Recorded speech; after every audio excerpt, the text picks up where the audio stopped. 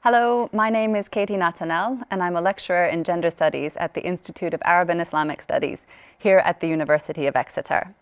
So today I'd like to speak to you about a research project that is very much in development. It's something that's in the works, and it's something that I'm quite excited about.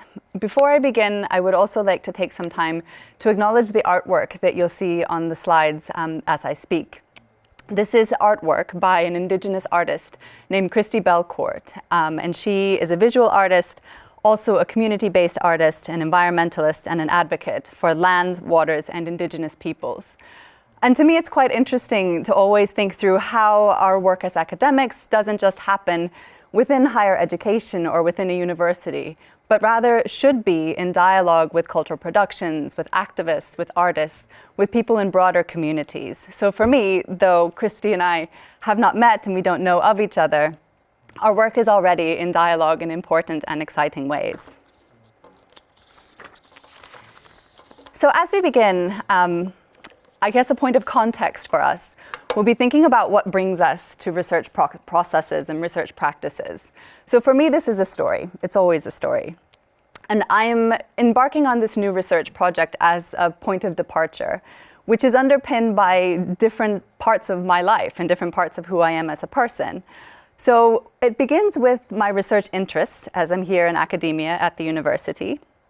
In the past, I've done quite a lot of work on gender and political violence, primarily in the context of Palestine-Israel.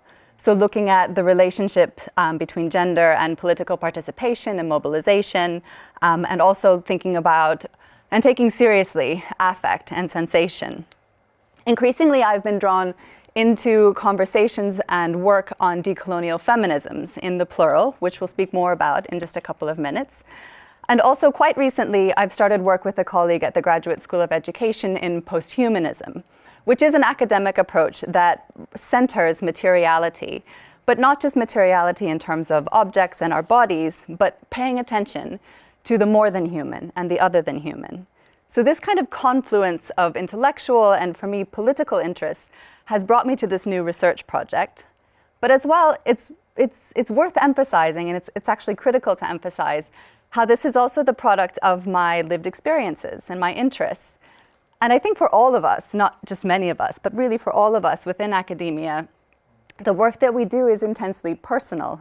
Our interests, our hobbies, our questions, our experiences come into that process. So for me, this is my background in horticulture and restoration ecology, which was a kind of a 10-year pause in my academic trajectory where I did this work.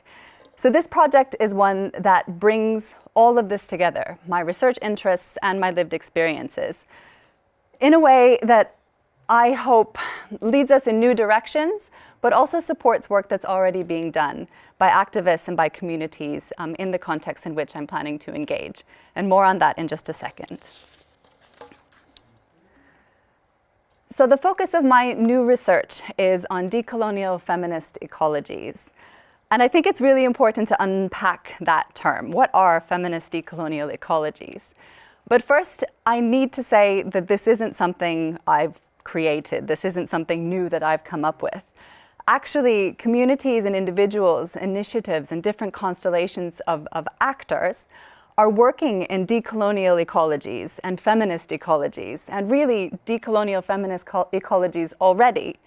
So what I'm planning to do, or what I'm hoping to do, is to offer my own experience and also the resources and the platforms, the engagements that I'm privileged to have access to in a way that supports the work that's being done, that helps to make it visible and audible and bring it to a wider audience, if you will.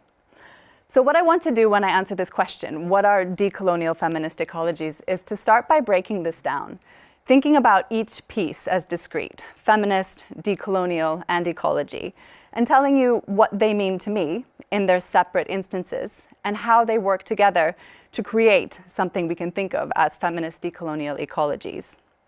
So if I define feminism, I think the scholar whose work puts it most succinctly and most helpfully is Claire Hemmings, who is a professor of gender theory at the LSE. And she said in a seminar once, years ago, that feminism is simply the belief that gender relations can and should be changed. I take this to heart, and actually quite a lot of the work that I do in terms of research and teaching and activism pivots around this very clear understanding of what feminism is. At the same time, we have to be clear in what underpins our understandings and our practices of feminism. So for me, this is an anti-racist, anti-colonial, and transnational politics that attends to multiple axes of difference: gender, sexuality, religion, race, disability, generation, class, and more. If we think about decolonial, or what it means to decolonize, for me this entails two moves. On the one hand, it's recognition of the powerful ways that colonialism and coloniality, and what I mean by this is the territorial, political, social, economic, and cultural conquest of territory and population with the intention to exploit or eliminate. So how colonialism, phrased and couched in these terms, shapes the past and the present. And at the same time, it's a commitment to new futures that refuse these colonial structures and logics and build anew based on principles of justice and sovereignty. Coming to the final part of this term, ecology, or ecologies in the plural sense. For me, this is a study of connections between organisms and their environment, between people and the land, and it's a focus on relationships that importantly does not center the human, but posits us in connection to the more than human and the other than human, and not just in connection, but actually accountable to. So ecologies for me are about living dynamic systems that are many times unbounded, that sustain and optimize communities in the broadest sense. And this isn't just about survival, but it's actually about thriving. So what happens when we bring all of these together? And I want to suggest that decolonial feminist ecologies would be more than the sum of its parts. Actually, this isn't about adding layers, it's what everything together makes possible in a new sense. So the way that I've engaged with decolonial feminist ecologies is to think of these as collective ways of being and knowing that position the land and human entanglements within it as central to the imagination and creation of just new futures. So this is a diagnostic approach, by which I mean we identify power, what produces and maintains power, and at the same time it's a world-making orientation. It's not just enough to say why things are the way they are. We're working toward transformation. Very importantly, in each of these, especially in decolonization and in ecology, land is central. So this is a study and an engagement with territorialized and embodied struggles for liberation. And when we think about the creation, imagination, and creation of just new futures, this idea of justice is one that's envisioned and pursued within complex relationships that include, importantly, the other than human and the more than human. So my research questions as I move forward are these. How are decolonial feminist ecologies being imagined and pursued by communities in different colonial moments? As I said before, this isn't new. People and communities are already working in these ways. What are the effects for the past, present, and future? The second research question that underpins this and actually extends it, brings it forward, is to think about how these practices and processes and beliefs and ideals as well, what they might bring to academia. So this question is, what might these kinds of imaginations and pursuits mean for how we understand and work toward ecological balance and also social justice? And I include the pursuit of ecological balance and social justice within academia, even as they're more likely to be phrased as political pursuits or political ideals. For me, that boundary between academia and political action is one that we need to be troubling and challenging.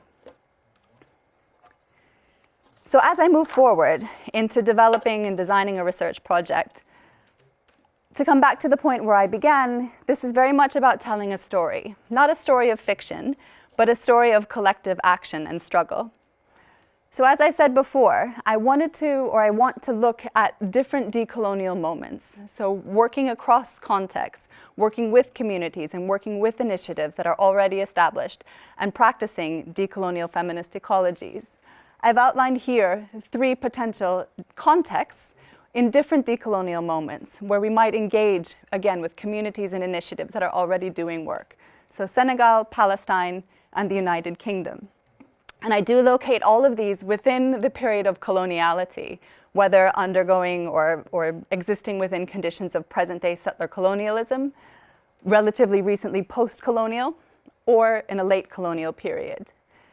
But for me, it's not a study. It's not going to be research and go and glean and come back and write and publish. It's actually about connective engagement. So I want to resist the urge to work even in comparative ways, to say, what's happening in Senegal is potentially different to what's happening in Palestine, which is different to what's happening in the United Kingdom, but actually work in ways that connect initiatives and communities in ways that support their own work and enable them to work in connective ways themselves. So for me, this is a move toward what I'm calling, thanks to actually amazing young scholars who I already work with, non-extractive scholarship. When we think of extraction, this is part of a colonial endeavor.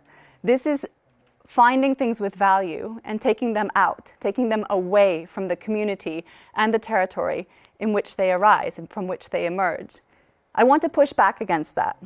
So rather than going into a research context and offering to listen, to engage, to do things with communities and with initiatives, I want to think about what I can offer in more material and more tangible terms. So again, this is about partnering with existing initiatives and community organizing that's already happening, and actually working with them to design the project, to develop infrastructure that supports their work, that enables those connections across contexts and across struggles, and facilitates exchange. So this, to my mind, is becoming part of the story, not being the author of the story, but someone who is part of that story in a way that is supportive, and in a way that works toward a shared future. So this is the journey that I am on as a researcher here at the University of Exeter. And it's one that I believe actually many people will be joining us on, and I welcome you to join as well. Thank you.